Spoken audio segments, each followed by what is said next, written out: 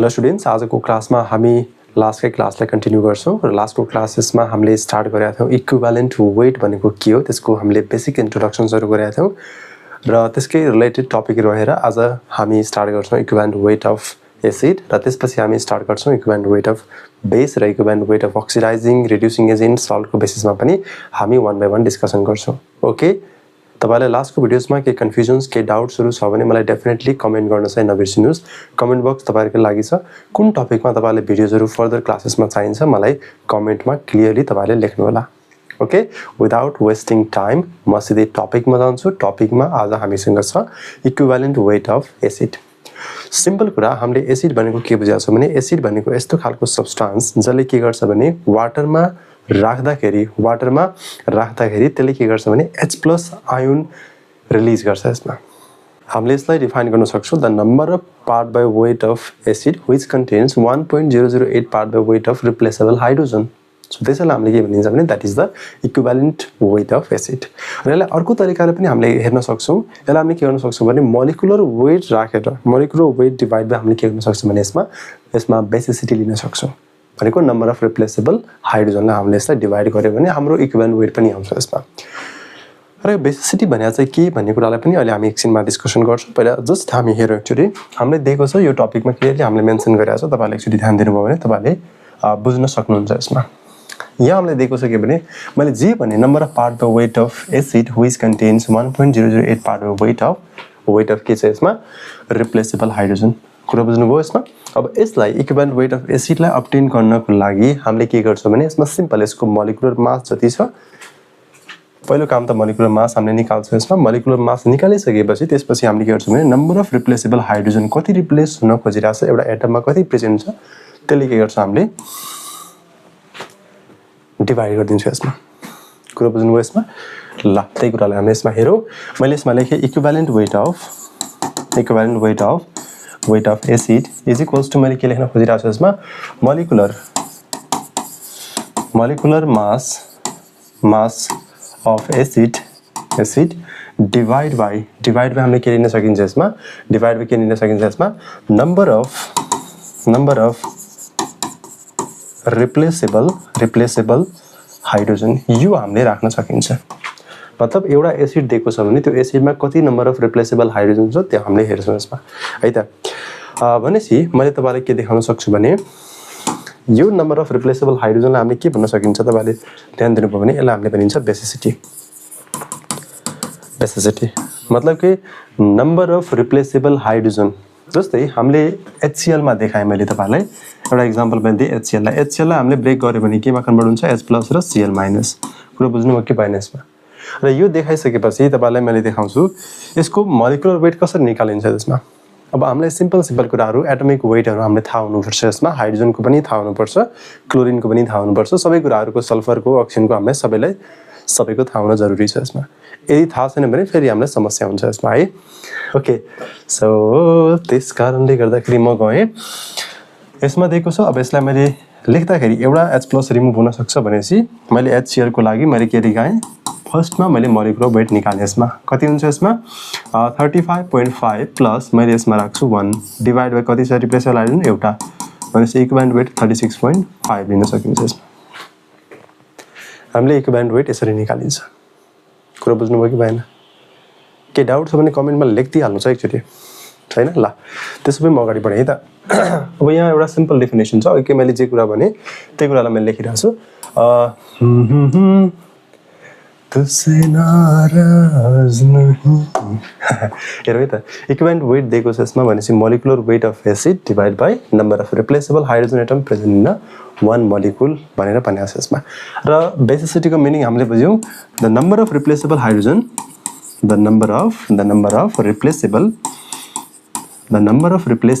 Replaceable hydrogen present in one molecule of के हुन सक्छ यसमा one molecule of acid। कुरा बुझ्नुभयो यसमा। जस्तै HCl मा तपाईले देख्नुभयो भने एउटा यसमा के हुन सक्छ रिप्लेस हुन सक्छ मतलब निस्किन सक्छ मतलब यो एउटा छ यसमा ओके त्यस्तै तपाईले भन्नुभयो सर H2SO4 को कसरी लेख्ने यसरी लेखौं त यसमा हैन सो यसमा मैले के देखाएँ भने 2H+ देखाएँ प्लस कति रिप्लेस भइराछ यसमा दुईटा हाइड्रोजन रिप्लेस भइराछ कि छैन भनेपछि यसको बेसिसिटी हुन्छ 2 राखिन्छ हामीले यसमा so that's basicity is 2 clear भयो यहाँसम्म बेसिसिटी यसरी राखिन्छ के डाउट कसैलाई छ भने भनिदिनुस् न मलाई एकचोटी के कन्फ्युजन कसैलाई छ के डाउट कसैलाई छ छैन छैन छैन ल म अगाडि बढाइ त त्यसो भए म अगाडि बढ्छु त्यसो भए अब एक्जाम्पल्स वाइज गर्दियौ र कपी र पेन अगाडि राख्नुस् क्याल्कुलेटर पनि अगाडि राख्नुस् एक्जाम्पल्सहरु वन बाइ वन हामी डिस्कसन गर्दै जान्छौं है त स्योर ल स्टार्ट गरे मैले ओके एक्जाम्पल्स मा छ H2SO4 मलाई एकचोटी भनिदिनुस् H2SO4 को मोलिकुलर वेट कति हुन्छ सबैलाई थाहा छ मोलिकुलर वेट हामीलाई थाहा छ मोलिकुलर वेट हामीलाई थाहा छ मोलिकुलर वेट थाहा छ हामीलाई 98 अब फेरि सर कसरी निकाल्नु भयो एकचोटी भनिदिनुस् न तपाईलाई प्रब्लम होला अब यति प्रब्लम त सायदै नहोला कसैलाई पनि तर तै पनि एकचोटी हेरौं हाइड्रोजन दुईटा छ हामीसँग 2 * 1 राखे मैले यसमा है त 1 प्लस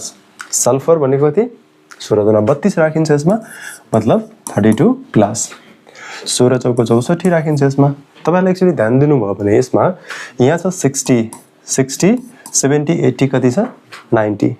देख्नुभयो नि 70 80 90 94 95 96 97 98 भनेपछि यसरी हामीले निकालिन्छ यसमा कुरा बुझ्नुभयो नि सो यो निकालिसकेपछि अब हामीलाई थाहा छ यसमा नम्बर अफ रिप्लेसेबल हाइड्रोजन कतिवटा छ दुईटा छ सो त्यो रिजनले गर्दाखेरि हामीले यसमा डाइरेक्ट निकाल्छौं इक्विभ्यालेन्ट वेट अफ H2SO4 हेर्नुभयो भने यसको हुन्छ 98 डिवाइड बाइ 2 र यसको हुन्छ हाम्रो 49 यति हामीले यसमा निकालिन्छ क्लियर यहाँसम्म बुझ्नुभयो यहाँसम्म ओके त्यस्तै HCl को लागि अब यो त तपाईलाई भन्नै पर्दैन अघि मैले एक्जाम्पल दिइसकेको छु मोलिकुलर त पनि गरौँ न एकचोटी मोलिकुलर वेट 35.5 छ हामीलाई थाहा छ र यसको मैले निकाले इक्विभ्यालेन्ट वेट अफ HCl भनेर कति राखे मैले यसमा 35.5 डिवाइड बाइ 1 राखे रिप्लेसेबल हाइड्रोजन कतिवटा छ यसमा एउटा छ सो त्यो रिजनले गर्दाखेरि मैले यसमा एउटा मात्र राखे सो यसमा राखे मैले 35.5 यहाँसम्म क्लियर हुन्छ नि ल अर्कोमा जाउँ त त्यसो भए HNO3 को लागि हेर्नुस् एकचोटी कति होला यसो विचार गरौँ यसमा हैन सो हाइड्रोजन को लागि हामीलाई थाहा छ 1 छ यसको लागि 14 छ यसको लागि 48 छ हाम्रो भनेपछि यसो विचार गर्नुस् एकचोटी यदि यसको टोटल गर्नुभयो भने 40 50 60 61 त्यसमा 60 61 62 यसमा कति भयो 63 भयो यसमा भनेपछि अब हामीलाई थाहा छ रिप्लेसेबल हाइड्रोजन त एउटा मात्रै होला यसमा योभन्दा बढी त हामीले देख्दैन होला सायद यसमा हैन त्यही कारणले गर्दाखेरि मैले यसमा लेखे direct equivalent weight of HNO3 कति होला यसमा 63 डिवाइड बाइ 2 गर्नुस् सरी डिवाइड बाइ कति गर्नुस् यसमा 1 ए गर्नुस् 1 गर्दाखेरि कति आउँछ 63 नै आउँछ यसमा that is the equivalent weight र बुझ्नुभयो ल एउटा अझै छ हामीसँग H3PO4 जसलाई भनिन्छ फस्फोरिक एसिड अथवा यसलाई भनिन्छ अर्थो फस्फोरस एसिड पनि भनिन्छ हामीले यसलाई भनिन्छ गर्न सक्नुहुन्छ एकचोटी लेट्स ट्राई गर्नुस् एकचोटी तपाईहरुले भिडियोलाई पज गर्नुस् र कपीमा ट्राई गर्नुस् प्र्याक्टिस गर्दै हुनुहुन्छ भने गर्न ट्राई गर्नुस् यदि गरिसक्नु भएको छ भने भिडियो आउँछ भने तपाईलाई हेर्न जरुरी छैन मैले भनिसकेको छु धेरै भिडियोजमा मैले भनिसकेको छु तर आउँदैन भने हेर्नुस् है डेफिनेटली तपाईलाई काम लाग्ने नै छ यसमा ओके ल H3PO4 को भन्न सक्नुहुन्छ कसैले कमेन्ट बक्समा छिटो लेख्नुस् त म वेट गर्दै छु लेख्नु भयो छिटो लेख्नुस् लेख्नुभयो ओके सो H3PO4 दिएको छ फस्फोरिक एसिड दिएको छ भनेपछि अब तपाईले यसो हेर्नु हो भने यसको मोलिकुलर वेट कति होला मैले जाँचमा निकालेको छु 98 हेर्नुस् है त मोलिकुलर वेट कति छ यसको 98 divide by number of replaceable hydrogen कतिवटा छ यसमा 3टा छ भनेपछि मैले यसमा राखे 3 3टा राखिसकेपछि मैले यसलाई सिम्पल तरिकाले काट्न खोजिरहेको छु 3 3 जा 9 मतलब 3 ले मैले काटे यसलाई 3 2 जा 6 मतलब यो त्यसपछि कति भयो 18 भयो मतलब यसमा 20 भयो 20 भइसकेपछि यसले 6 ले काट्न थाल्छ मतलब 6 काट्यो यसमा 6 3 जा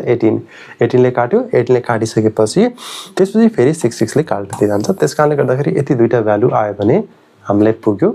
यो भन्दा बढी हामीलाई चाहिदैन बुझ्नुभयो यसमा ल यो थियो यसको इक्विभ्यालेन्ट वेट अफ कसको लागि equivalent equivalent weight of H3PO4 को लागि ठीक छ यहाँसम्म बुझ्नु भयो त तपाईहरुले यहाँसम्म डाउट कसैलाई छ जस्तो मलाई लाग्दैन ल त्यसै म अगाडि बढे त ओके यति गरिसकेपछि अब म तपाईलाई थोरै अर्को तरिकाले लाग्छु H3PO2 को लागि यसको लागि हामीले निकालौं इक्विभ्यालेन्ट वेट कति हुन्छ यसमा सो सिम्पल तरिका छ हाइपोफस्फोरस बनिन्छ र एकचोटी ध्यान दिनु यसमा है त H3PO2 दिएको छ यसमा अब डाइरेक्ट यसको हेर्न सकिदैन हामीले त्यसकारणले गर्दाखेरि यसको स्ट्रक्चर हामीले बनाउन जरुरी छ त्यसकारणले मैले के गरे भने फस्फोरसको लागि फस्फोरस यहाँ हुन्छ यसमा हेर्नुभयो भने यो फस्फोरस यहाँ अक्सिजन छ यसमा र यसमा मैले लेखे एउटा अक्सिजन अर्को यसमा छ एउटा यसमा जोडेकै हुन्छ एउटा यहाँ जोडेको हुन्छ H3 भनेको छ यसमा अर्को यहाँ जोडेको हुन्छ अब यसो विचार गर्नुभयो भने तपाईहरुले ध्यान दिनुभयो भने तपाईले के देख्नुहुन्छ भने जहिले पनि यदि अक्सिजनसँग जोडेको छ भने यो बोन्ड के हुन्छ यसमा यो बोन्ड के हुन्छ यसमा यो जनरली बोन्ड के हुन्छ यसमा वीक हुन्छ तर योसँग डाइरेक्ट जोडेको छ भने यो बोन्ड के हुन्छ यसमा स्ट्रङ हुन्छ भनेपछि अब हामीलाई फसाद भयो यसमा मैले के भने यो बोन्ड के छ भने यसमा चाहिँ मैले तपाईलाई देखाए यसमा दिस बोन्ड इज वीकर यो बोन्ड वीक नेचरको छ यो बोन्ड के छ स्ट्रङ छ स्ट्रङ बोन्ड छ भने स्ट्रङ बोन्डलाई ब्रेक गर्न सजिलै हामीले सकिदैन त्यसकारणले गर्दाखेरि यसमा रिप्लेस कतिवटा हाइड्रोजन हुन सक्छ भन्ने कुरातिर जाउँ यसमा यो तरिकाले हेर्यो भने यो हाइड्रोजन के हुन सक्छ यसमा इजिली रिप्लेस हुन सक्छ मतलब इजी टु रिप्लेस यदि हामीले यसलाई इजिली रिप्लेस गर्न सक्यो भने तपाईले ध्यान दिन सक्नुहुन्छ यसमा रिप्लेस गर्यो भने यसमा हामीले बेसिसिटी कति लिन सकिन्छ हेर्नुस् है यसमा मैले बेसिसिटी लिए कति यसमा एउटा 1 मात्र लिए यसमा ल अब एकचोटी हेरौं त्यसमा अब हामीलाई थाहा भइसकेको छ यसमा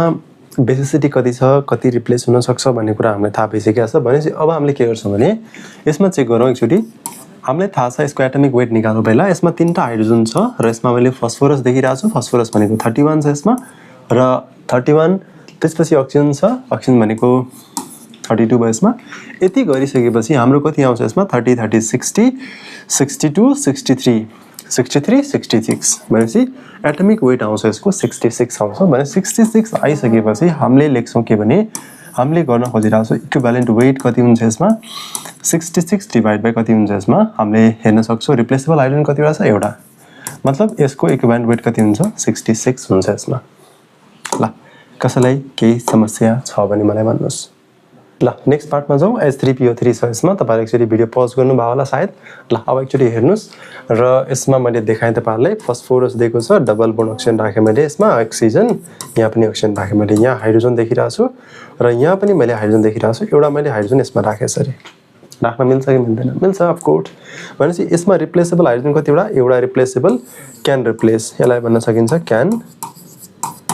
रिप्लेस भन्न सकिन्छ यो पनि के छ हाम्रो दिस क्यान रिप्लेस भन्न सकिन्छ अब यो रिप्लेस भयो यो पनि रिप्लेस भयो तर यसलाई रिप्लेस गर्न इजिली सकिदैन मतलब बेसिसिटी कति रहेछ यसमा 2 भनेपछि यसो मैले हेर्दाखेरि फस्फोरसको 31 राखे 31 प्लस 48 प्लस 3 राखे मैले यसमा भनेपछि यति गर्दाखेरि मलाई आइराको छ कति भने यसमा मैले 82 निकालिरहेको छु तपाईले एकचोटी ध्यान दिनुस् है त कति आउँदै रहेछ यसो विचार गर्नुस् न तपाईहरुले पनि मैले के गरे भने 40 र 30 40 र 30 कति हुन्छ यसमा 40 30 भनेको 70 भयो यसमा 70 र यसमा 78 79 80 81 82 ओके सो रिप्लेसेबल हाइड्रोजन हामीले थाहा भइसकेको छ 82 डिवाइड बाइ मैले कति राखे 2 राखे यसमा योले मैले काटे यहाँ छ 4 यहाँ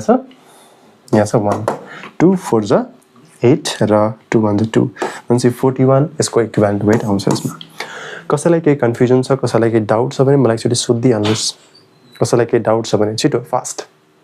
कमेन्ट बक्स तपाईहरुको लागि छ खाली छ एकचोटी ध्यान दिनुस् र एकचोटी भन्नुस् मलाई ल यहाँसम्म तपाईहरुले आई थिंक बुझिसक्नु भयो होला तपाईलाई केही डाउट छ यसमा कसैलाई कन्फ्युजन भयो छ कसैलाई कन्फ्युजन छैन है त ल म अगाडि बढ्दै छु यसमा तपाईले बिस्तारै पढ्दै जानुस् केही पनि हतार छैन बिस्तारै आनन्दले पढ्दै जाउँ यसमा ओके ल त्यसपछि म तपाईलाई नेक्स्टमा लाग्छु नेक्स्ट हामीसँग COOH कसैलाई थाहा छ यो COOH को फर्मुला यो कसको फर्मुला हो this is the formula of oxalic acid को फर्मुला हो हाइड्रेटेड फर्ममा देखिरहेको छ हामीले यसमा okay so hydrated form of oxalic acid को हाम्रो आउँछ मोलिकुलर वेट 126 मैले डाइरेक्ट लेखेँ त तपाईले निकाल्नुस् यसमा मैले तपाईलाई भनिसकेको छु यसमा यसको मोलिकुलर वेट कति छ मोलिकुलर वेट छ यसमा 126 अब यसमा नम्बर अफ रिप्लेसेबल हाइड्रोजन कतिवटा छ त्यो पनि हेरौँ एकचोटी नम्बर अफ रिप्लेसेबल हाइड्रोजन यसमा छ यसको बेसिसिटी हेरौँ है त यसको बेसिसिटी तपाईले हेर्नुभयो भने कति देखिन्छ दुईटा देखिन्छ यसमा यो त वाटर हो यसमा त्यसकारणले गर्दाखेरि यहाँ 2 देखियो र यति गरिसकेपछि मैले इक्विभ्यालेन्ट वेट निकाल्न खोजिरहेको छु अब म सक्छु होला सायद 126 डिभाइडेड 2 गर्ने बित्तिकै यहाँ आउँछ कति 6T3 that is the equivalent weight of oxalic acid यहाँसम्म तपाईले बुझिसकेपछि अब एउटा अर्को एक्सेप्सनल पार्ट छ अलिकति तपाईलाई इम्पोर्टेन्ट हुन सक्छ एक्जामको लागि एक्जाममा सोध्न पनि सक्छ डाइरेक्टली त्यसकारणले त्यो पार्टलाई हामी डिस्कसन गरौँ छिटै है त BOH3 दिएको छ यसमा बोरिक एसिड बुझ्नुभयो नि बोरिक एसिड दिएको छ यो भनेको यो मोनोबेसिक एसिड हो कि मोनोबेसिक एसिड मतलब बेसिसिटी यसमा 1 छ के तर तपाईहरुको दिमागमा क्वेशन चल्यो सर तपाईले अघि भर्खर भन्नु भएको हैन ऐसे तो नहीं चलेगा तपाईले चचा ऐसे तो नहीं चलेगा यसमा त कुनै पनि साइडबाट रिप्लेस हुन सक्दैन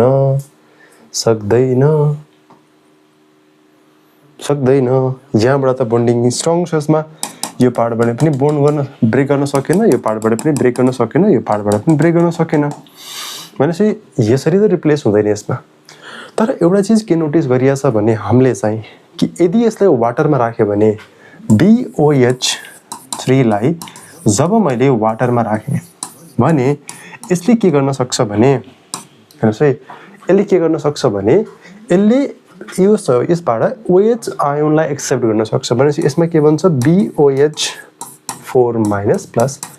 H प्लस हो यसले के गर्न सक्छ एउटा H plus can replace H plus so this कारणले गर्दाखेरि हामी के भन्छौँ भने so it is monobasic acid यसरी हामीले यसलाई लिन सकिन्छ हेर्नुस् एकचोटी अब यसको लागि हामीले इक्विभ्यालेन्ट वेट कसरी निकाल्ने त जस्तै यसको लागि मोलिकुलर वेट एउटा छ हाम्रो जस्तै इक्विभ्यालेन्ट वेटको लागि वेट छ भने मैले यसको लागि लेखेँ m/1 मात्र लेखेँ तपाईले ध्यान दिनुभयो भने यो पार्ट मैले लेखेँ यसमा यति गरिसकेपछि हामीले बुझ्छौं कि यो भनेको मोनो बेसिक एसिड हो रिप्लेसेबल हाइड्रोजन एउटा छ तर जनरली रिप्लेस गर्न मान्दैन यसमा रिप्लेस गर्नको लागि गर्ने कि यसलाई वाटरसँग राख्ने वाटरसँग राखिसकेपछि यसलाई मैले यसरी राखेँ H र OH को फर्ममा राखिसकेपछि यो नेगेटिभ पार्ट यो पोजिटिभ पार्ट OH लाई एक्सेप्ट गर्छ यसले BOH3 फेरि फर्दर एक्सेप्ट गर्छ र माइनस चार्ज आउँछ यसमा किनकि माइनस चार्ज यसमा र एउटा H प्लस रिप्लेस हुन्छ so can replace H plus 1H plus so त्यसकारणले गर्दाखेरि यसलाई भनिन्छ मोनो बेसिक एसिड क्लियर बुझ्नुभयो यहाँसम्म केही डाउट्स कन्फ्युजन कसैलाई छ भने एकपटक कमेन्ट बक्समा रिप्लाई गर्नुस् न मलाई छिटो छैन कसैलाई डाउट छैन ल कसैलाई डाउट छैन भने हामी आजको लागि यति नै गर्छौं अब हामी नेक्स्ट क्लासमा इक्विभ्यालेन्ट वेट अफ बेसको बारेमा डिस्कसन गर्छौं ओके ल आजलाई मैले यति गर्छु थ्यांक यू भेरी मच